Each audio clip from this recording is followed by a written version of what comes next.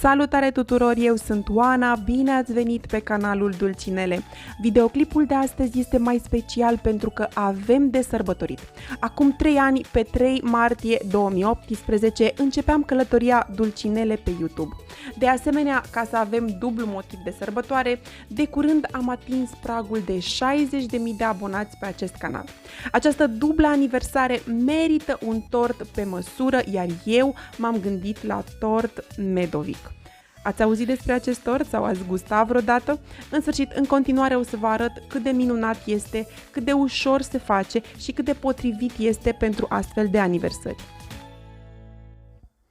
Acest tort este compus din 8 blaturi cu miere și 2 tipuri de cremă. Începem prin a pregăti aluatul și nu uitați că lista de ingrediente completă o găsiți în descrierea videoclipului.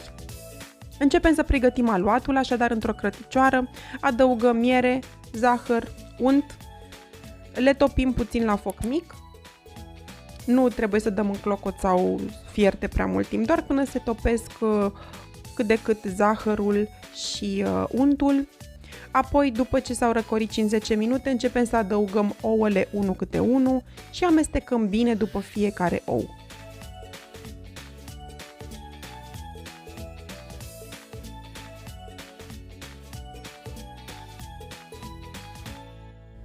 Pentru un gust echilibrat, trebuie să adăugăm și puțină sare, zahăr vanilat, dacă aveți extract de vanilie ar fi și mai bine, și o linguriță cu vârf de bicarbonat de sodiu. Acesta este singurul agent de creștere din acest aluat. Amestecăm bine și apoi începem să adăugăm făina. Eu am transferat această compoziție într-un vas mai larg pentru că acea crăticioară nu era suficient de mare și am început să adaug făina pe care am dat-o printr-o sită, da? Am folosit aproximativ 600 de grame de făină, dar vă recomand să adăugați treptat. Prima dată când am încercat să fac acest tort am folosit 500 de grame, deci depinde de tipul de făină, de cât de mari sunt ouăle. În sfârșit, între 500 și 600 de grame de făină vă trebuie, da? Dar cred că nu mai mult de 600. Poate să folosiți, nu știu, 50 de grame la întins aluatul. Am transferat aluatul pe masă. Masa pudrată bine cu făină. L-am mai frământat puțin, dar nu trebuie frământat ca la cozonac în niciun caz. Și am împărțit acest aluat în 8 părți egale. Am vrut să iasă straturile cât de cât egale, așa că am folosit un cântar, după cum veți vedea, și am măsurat fiecare bucată, fiecare optime de aluat. Am măsurat-o pe cântar ca să mă asigur că sunt cât de cât egale. Nu trebuie să faceți fix ca mine, dar dacă vreți să arate tortulețul cât de cât în straturi egale, eu zic să cântăriți aceste straturi. Farfuria cu bucățile de aluat, am acoperit-o cu folie alimentară pentru că nu vreau să se usuce bucățelele de aluat și una câte una pe masa pudrată cu făină, cu un sucitor am întins fiecare bucățică de aluat într-un cerc, să zicem, de 24 de centimetri în diametru și cu o formă, vedeți, am o formă de tort, cred că are 20 cm în diametru, am decupat marginea și am perforat cu o furculiță. Da? Am transferat într-o tavă și am dat la cuptor. Mare atenție, vă rog să coaceți această foaie cu marginea respectivă, pentru că acele margini o să avem nevoie de ele la decorat. Așadar, am copt fiecare foaie la 180 de grade Celsius, fără ventilație, pentru 6-7 minute. Să zicem că aceasta este partea cea mai anevoioasă, dar deloc dificilă din pregătirea acestui tort. Trebuie să coacem 8 tăvițe cu biscuite. Eu zic biscuite pentru că acesta este gustul, biscuite cu miere. Nu știu dacă mai știți biscuiții Maia cu miere. Este același gust. Da, 8 foi pentru tort. Acestea sunt. Puteți să le pregătiți cu o zi înainte. Ar fi mult mai bine și mult mai la îndemână în pregătirea acestui tort. Și acestea sunt marginile, da? Vom avea nevoie de ele pentru a decora tortul.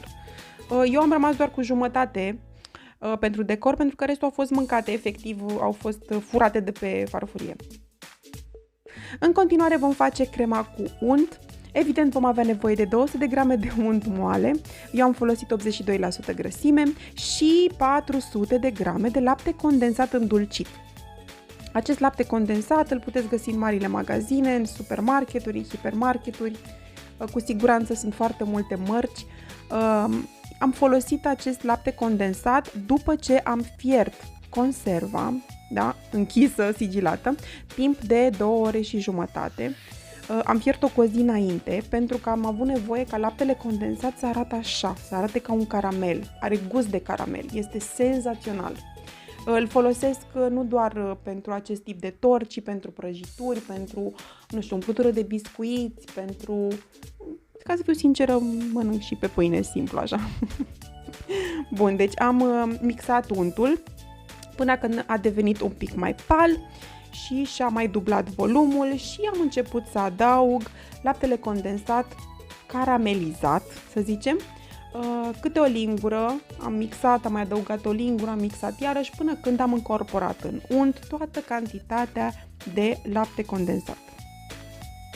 Atenție, această rețetă o puteți găsi și în variantă scrisă și cu mai multe detalii și cu imagini pas cu pas pe blogul meu dulcinele.ro. Găsiți linkul în descrierea acestui video. Bun, deci avem prima cremă, este gata, foarte simplu, doar 2 ingrediente. Și ne ocupăm acum de cea de-a doua cremă. Avem 250 de grame de mascarpone pe care le mixăm cu zahăr pudră. Eu am folosit 80 sau 100 de grame, ceva de genul ăsta. Dacă vreți puteți să folosiți un pic mai puțin, chiar nu este nevoie de foarte mult zahăr. Am folosit extract de vanilie, puteți folosi zahăr vanilat sau orice altă aromă vă place. Apoi, după ce am mixat, nu știu, nu mai mult de 1 minut, am adăugat smântână, care este aceea fermentată, ușor acrișoară, 300 de grame de smântână adăugată treptat, lingură cu lingură. Nu vă recomand să folosiți smântână lichidă, ne trebuie o cremă care are o structură destul de solidă. Pe blogurile rusești am văzut că se folosește doar această cremă cu smântână pentru tortul medovic, dar eu am vrut să combin 2 tipuri de cremă, așa că am zis că fac o cremă cu unt, cu acest caramel și crema cu smântână. De asemenea, în crema cu smântână am pus mascarpone pentru că am vrut să aibă o structură mai solidă. De obicei, în rețetele rusești, smântâna se amestecă doar cu zahăr și se montează tortul așa, dar mi s-a părut că este mult prea dificil și smântâna împreună cu zahărul nu au destulă stabilitate, este o cremă mult prea fluidă pentru gustul meu, așa că am făcut această combinație.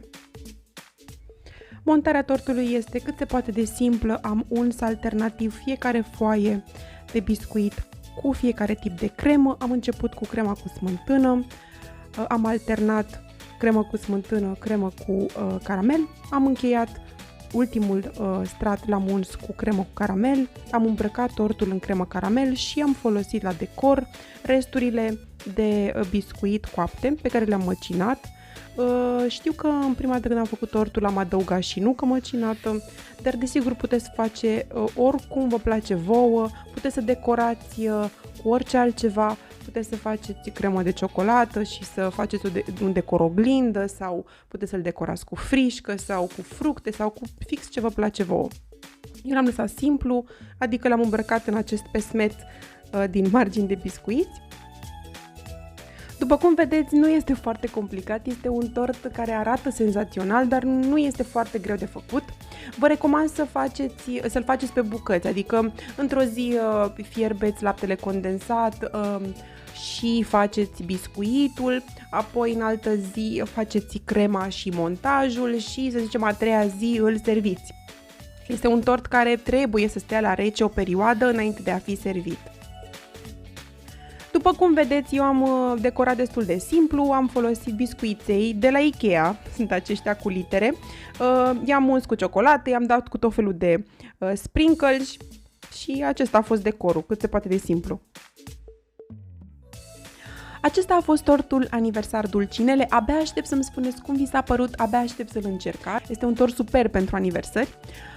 În continuare mi-aș dori foarte mult să-mi lăsați în comentarii părerea voastră, cum ați vrea să continue drumul Dulcinele de acum încolo, doriți în continuare rețete sau vreți și alt tip de conținut, altfel de tematică pentru acest canal. Abia aștept să știu părerea voastră. Și până la următorul Dulcinel, pentru că cu siguranță săptămâna viitoare revin cu un Dulcinel mai de primăvară, așa ceva mai răcoritor, ne auzim și vă îmbrățișez cu drag și să aveți o săptămână minunată. Pupici!